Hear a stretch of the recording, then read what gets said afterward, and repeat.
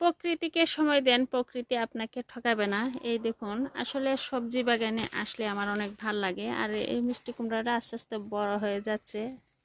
ঝাঁক মানে গাছ লাগানোর পর যদি একটা মানে সবজি বা ফসল পাই তাহলে দেখলেই শান্তি। আর ঠিক আছে, একটু একটু একটু করে বড় হচ্ছে। আর চিন্তা করতেছি এটা কি দিয়ে রান্না করলে ভালো হবে।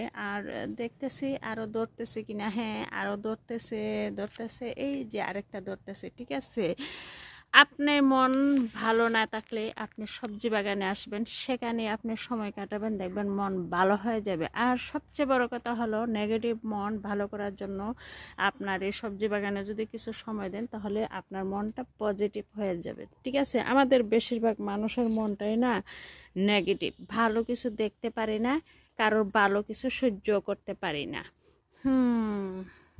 ওকে, আল্লাহ হাফিজ।